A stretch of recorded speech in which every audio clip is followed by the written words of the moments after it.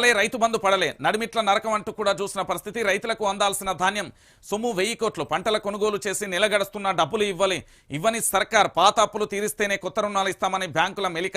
యాసంగి పంటకు పైసలు లేక అన్నదాతలు ఇబ్బందులు అంటూ కూడా ప్రధాన అంశానికి సంబంధించి కూడా హైలైట్ చేసిన పరిస్థితి కనబడుతుంది. మొత్తానికి రైతులకు అందాల్సిన ధాన్యం సొమ్ము 1000 కోట్లు, పంట కొనుగోలు నిలగడుస్తున్నా కూడా డబ్బులైతే ఇవ్వని సర్కారుకు సంబంధించి చూడొచ్చు. పాత అప్పులు తీరిస్తేనే కొత్త రుణాలు ఇస్తామంటూ కూడా చెప్తున్న పరిస్థితి అయితే కనబడుతుంది. వాస్తవానికి ఏం జరుగుతున్నది, ఎట్లున్నది అనేది కూడా మీరు కూడా చూడాల్సిన పరిస్థితి కనబడుతుంది. ఎందుకంటే రైతులు అంటే అట్లా ఉంటుంది. ఇక తప్పెవరిది, శిక్ష ఎవరికి? రోడ్ల మీద దరఖాస్తుల చర్యలపై విమర్శల వెల్లువ. తప్పు చేసిన వారిపై చర్యల విషయంలో పక్షపాతం, ఉన్నత అధికారుల తీరుపై కింది స్థాయి సిబ్బంది ఆగ్రహం అంటూ కూడా చూడొచ్చు. రోడ్డెక్కిన ప్రజాపాలన చర్యలపై సర్వత్రా విమర్శలు అంటూ కూడా ప్రధాన అంశానికి సంబంధించి కూడా హైలైట్ చేసిన పరిస్థితి. వీళ్ళకు పాలన రాదు, ఏది రాదు. వీళ్ళు పాలన చేస్తారు అనుకుంటారా? వీళ్ళు పాలన చేసేది ఉండరు, వీళ్ళు ఏం చేయరు. మీరు చూస్తూనే ఉండరు తెలంగాణ ప్రజలారా. కొన్ని రోజులు ప్రజాపాలనకు సంబంధించి అభయహస్తం ఫామ్లతోనే అవుతుంది.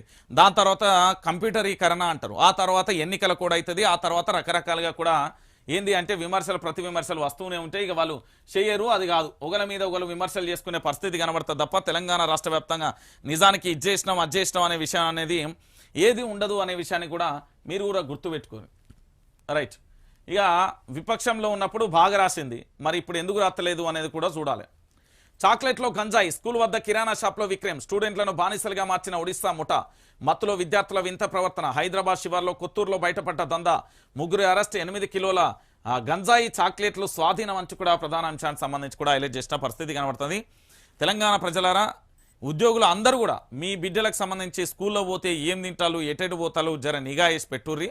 రాష్ట్ర వ్యాప్తంగా ఏమని చెప్పిలు పూర్తి స్థాయిలో ఇక్కడ గంజాయికి సంబంధించి ఇతరత్ర మాందక ద్రవ్యాలు ఏవీ లేకుండా చేస్తామంటూ కూడా గతంలో కొత్తగా వచ్చిన పోలీస్ ఆఫీసర్ చెప్పిన ముచ్చట. ఇక వాస్తవానికి ఎట్లున్నది హైదరాబాద్ శివార్లకు సంబంధించి, హైదరాబాద్లో ఎట్లుంటుంది పరిస్థితి అంటే గిట్లున్న పరిస్థితి కనబడుతుంది. ఇక టీఎస్పీఎస్సీకి లైన్ క్లియర్ అయిందని ఇక్కడ కొత్త బోర్డు అని చెప్తున్నారు, కానీ వాస్తవ కోణానికి మాత్రం పక్కన పెడుతున్న విషయాన్ని మాత్రం ఎవరు పట్టించుకునే పరిస్థితి కనబడుతుంది. సో పూర్తి స్థాయిలో తెలంగాణ ప్రజలారా ఒకటి గుర్తుపెట్టుకోర్రి,